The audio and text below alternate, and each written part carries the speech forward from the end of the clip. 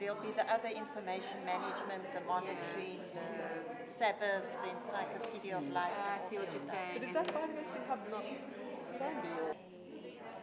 Career development hub or an employment development hub? Yeah. It's bigger than the biodiversity. When I've, yeah, it's great. It's great, eh?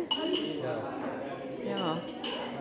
I feel there was quite a lot of buy-in from the SANBI participants today into the need to make ourselves relevant. I mean, we are relevant, but now we need to make ourselves visibly relevant. And I was expecting there to be more dissidents in the room. Tanya asked us to have this workshop because she was worried of the potential of this process to divide SANBI staff. So that was her fear coming into this process, and I feel like it's done the opposite. It has actually shown people how much how much there is to gain from this sort of process. Probably people have been searching, and people do. We always search for our own meaning in life, our own relevance, and with everything that's going on, people have maybe been wondering about what is the relevance, and that the whole concept of the national asset was not only by government, but by the people here thinking with government hats on, thinking national asset is the most important part of what this is. So in many ways, I think an affirmation that not only are we relevant, we are hugely relevant. It's just framing it in that terms. And sometimes what happens is, if something can just be reframed, not in a huge way, but just be reframed, suddenly people get it. They don't. And I think what happened today was, yes, an affirmation of what we are and what we are doing is really, really important in this country. And that government will be able to see that with a small reframing. Well, that's actually changing what we do. But we'll be able to do. Our own realization that there is this value, that there is this national asset.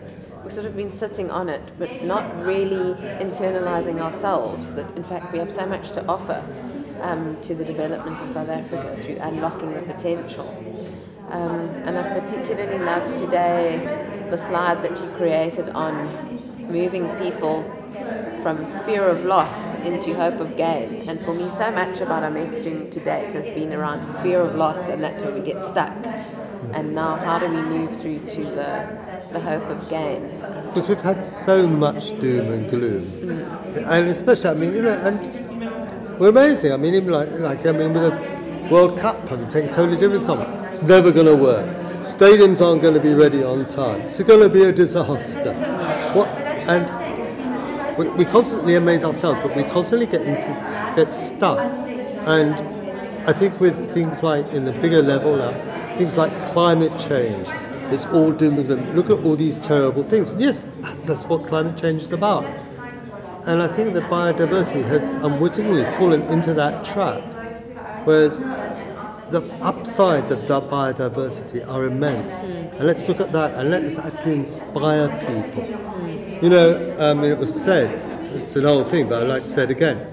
Martin Luther King wouldn't have had too many followers if he stood up and said, "I've had a nightmare." Yeah. We're all going to die. Yeah. Let's follow the dream. And it's a dream that can be made real. It's not too far from reality. In some of the estimates of what we're talking about, we're actually being quite conservative. We're not being as large as you've been saying what this can provide. So Mike, we have for a long time in the biodiversity sector been grappling with how do we make our work and the value of biodiversity and ecosystem services more visible to decision makers. We as the sector feel that there is a large untapped opportunity, and we really want to try and now penetrate the consciousness of decision makers around the value of biodiversity and ecosystem services to South Africa, and particularly in light of South Africa's new growth path. Could you tell us a little bit around how we should be approaching this task? We went through the philosophy of AIDA. First, you must get people's attention. From their attention, their interest, then desire to do something, then action about doing it. So with attention, we will do things like there'll be infographics. There'll be infographics which will convey real information about a national asset in a visually appealing way. And those infographics will actually gain people's attention. They'll be there where governments are. But we'll also have got this immense and unique opportunity in COP17.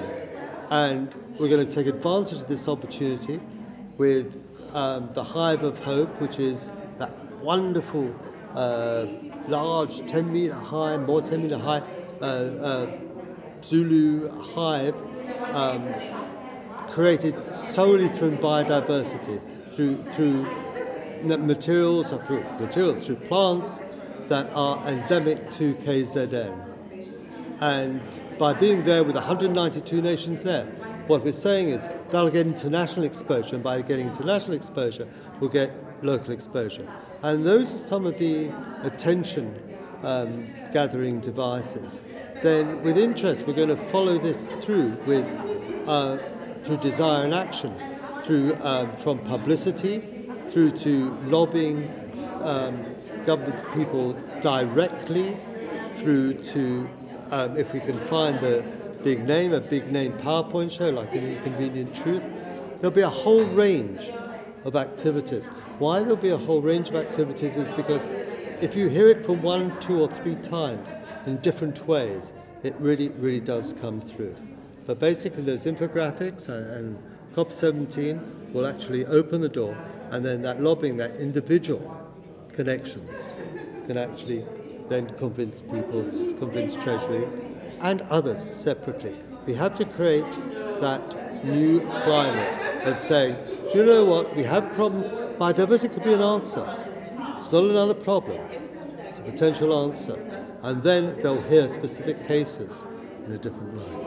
COP17, linked to the Living Beehive, is the front page of major international newspapers like the New York Times, like the Nairobi Sun, or whatever the newspaper's called, saying climate change in society, Africa shows the power of natural solutions as the big bold type of the headline, and a picture of the living beehive constructed not only of natural plants but also has a steel frame underneath, which really messages that, you know, the power of ecosystem services will help society to cope with the risks from climate change, but we will also need to rely on man-made infrastructure as well, and it's not one or the other. We actually need both, bringing together the steel frame as well as the natural ecosystem to help society to really deal with the effects that climate change are going to throw, because after all, climate change is going to affect ecosystems, the ecosystems on which we rely, as opposed to affecting you and I directly.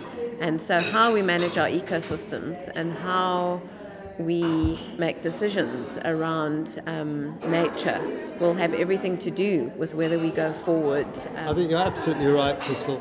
It's not either or, it's and that the big and. It's development and biodiversity.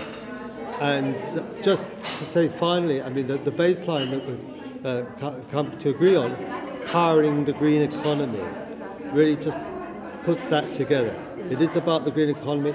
Biodiversity can and will power it. In the proposal that we're writing, George, we need to make the link that Mike just made for us around the steel frame is the development, the ecosystem is the biodiversity, it's biodiversity and development, and that's a very nice link. And of course it's the title of our book, Biodiversity for Development, Biodiversity and Development.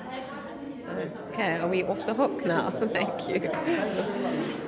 George is going to do a blog spot on this. Yeah. I just like that whole